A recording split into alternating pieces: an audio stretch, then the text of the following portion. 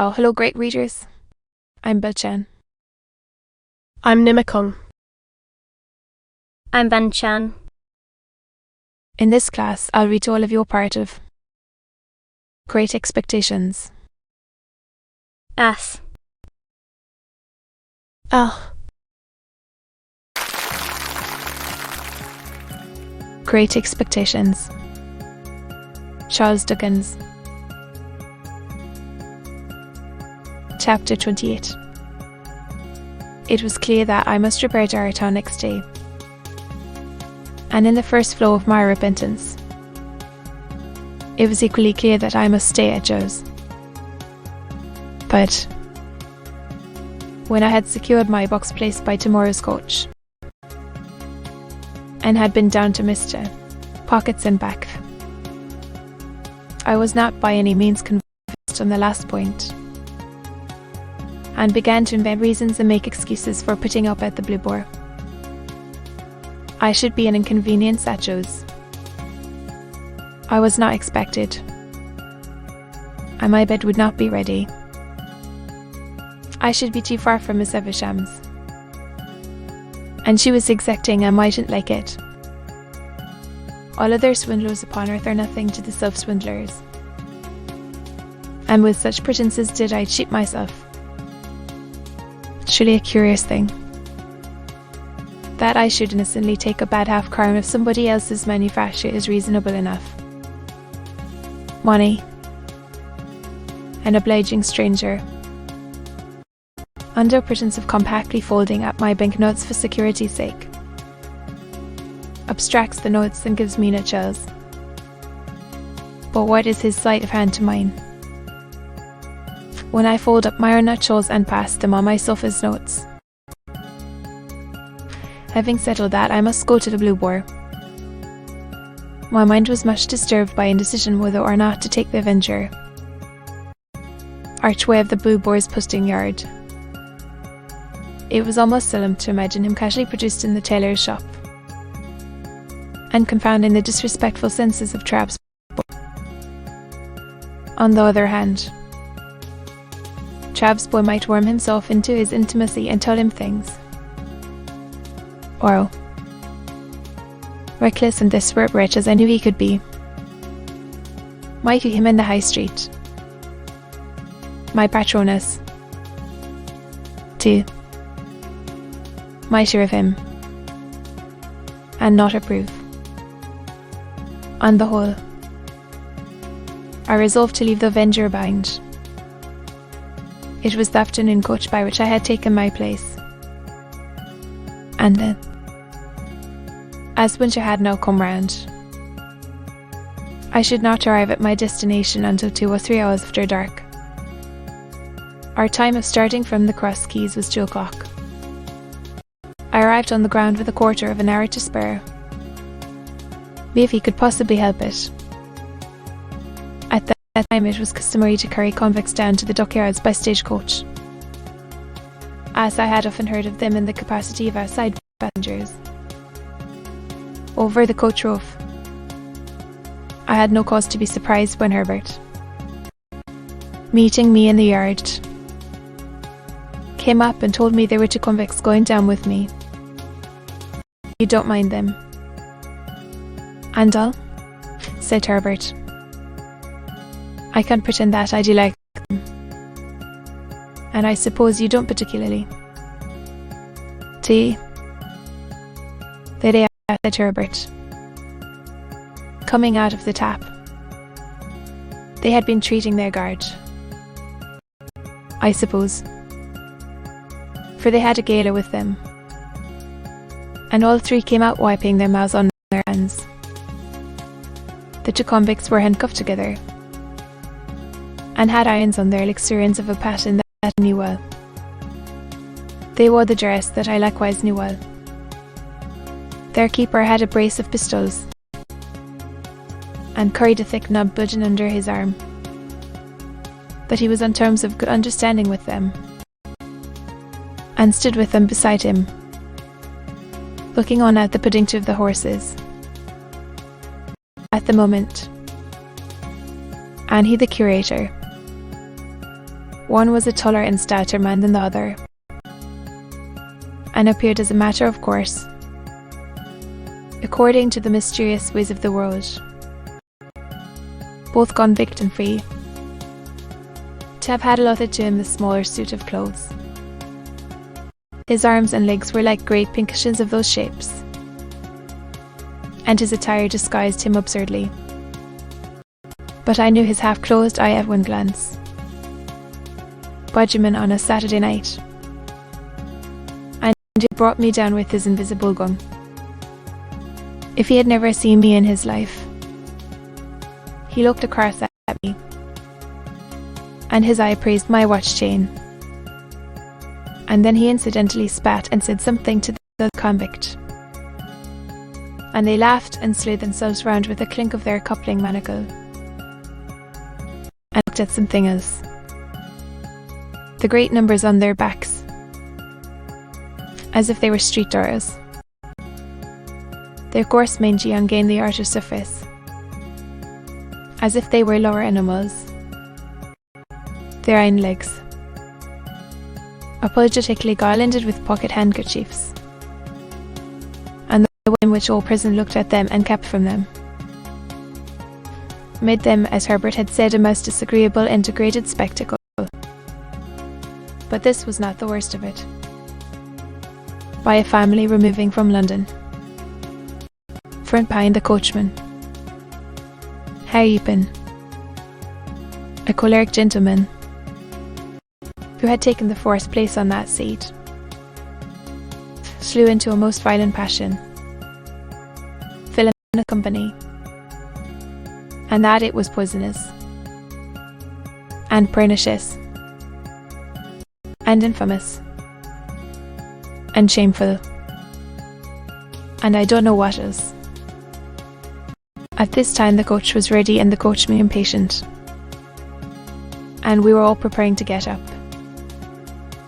Braid poultice, baize, rope yarn, and hairstone, which attends the convict presence. Don't take it so much amiss, sir, pleaded the keeper to the angry passenger. I'll sit next to you myself. I'll put him on the outside of the row. They won't interfere with you, sir. And don't blame me, growled the convict I had recognized. I don't want to go. I am quite ready to stay behind. Or mine, said the other, gruffly. I wouldn't have incommoded none of you if I'd had my way. Then they both laughed and began cracking nuts and spitting the shells about, as I really think I should have liked to do myself, if I had been in their place and so despised. At length, it was voted that there was no help for the angry gentleman, and that he must either go in his chance company or remain behind. So he got into his place, still making complaints, and the keeper got into the place next to him, and the convicts hauled themselves up as well as they could. I've my head. Goodbye. And Herbert called out as we started.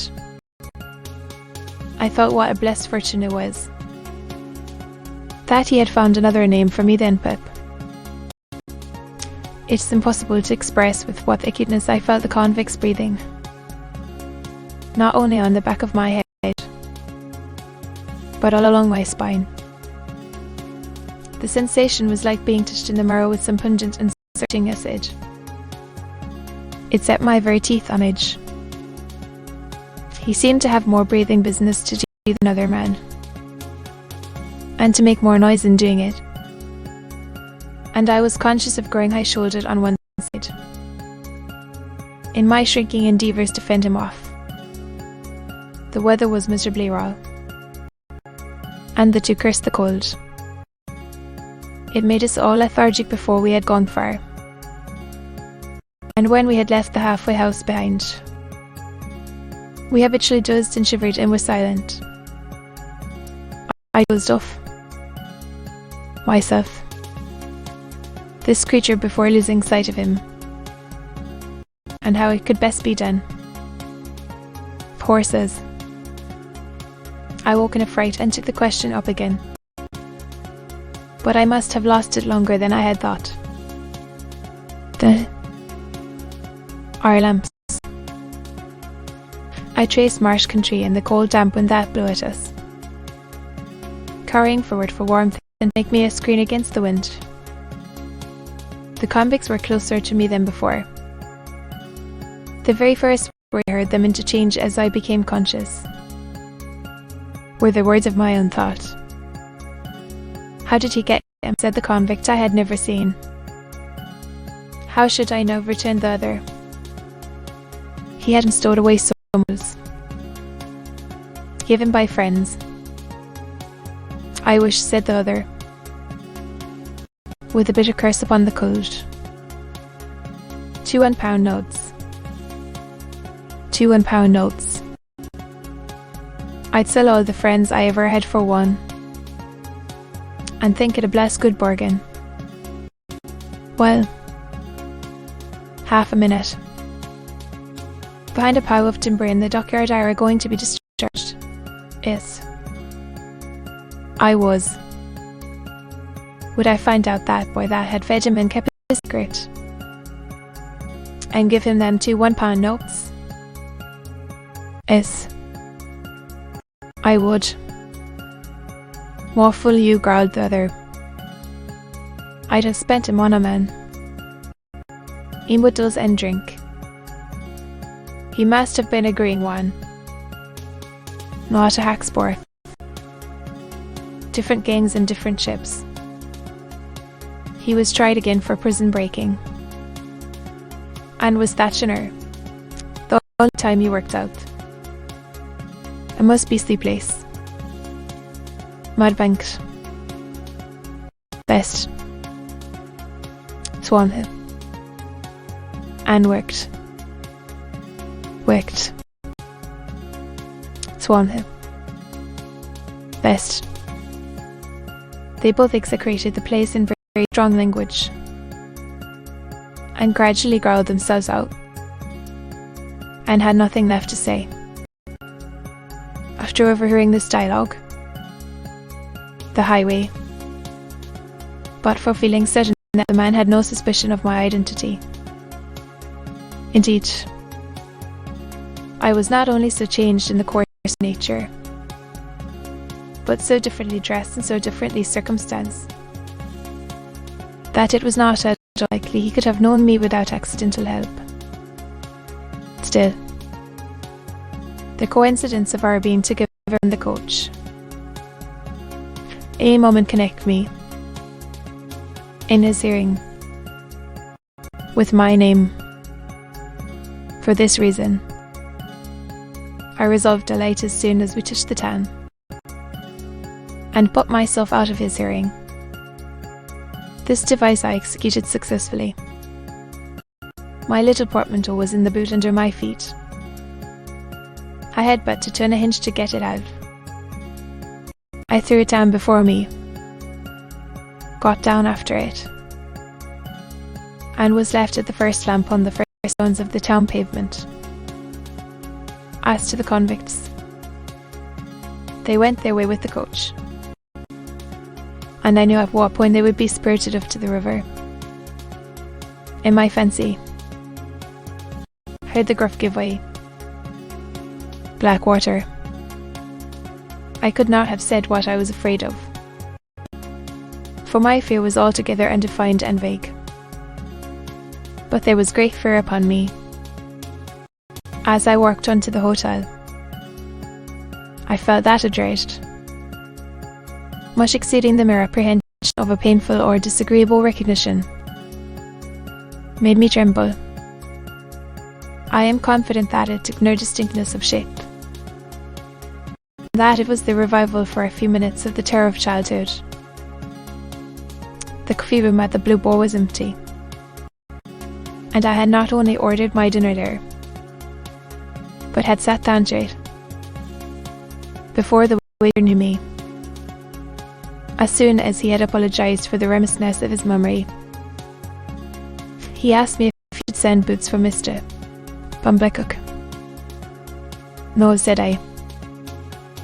The waiter, it was he who had brought up the great remonstrance from the commercials on the day when I was bound to be surprised so directly in my way that I had to get up and read this paragraph. Our readers will learn, not altogether without interest, of this neighbourhood what a theme. By the way, for the magic pen of our as yet not universally acknowledged townsman T.O.B.Y., the poet of our columns, that the Solis patron, companion, and friend, was a highly respected individual not entirely unconnected with the Korean sea trade, the High Street, mentor of our young Telemachus, fortunes, inquire whose fortunes. We believe that Quinting Matsys was the blacksmith of Antwerp. However, I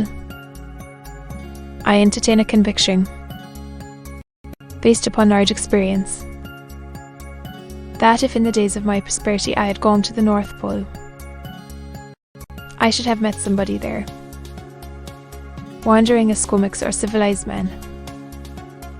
My fortune to be continued.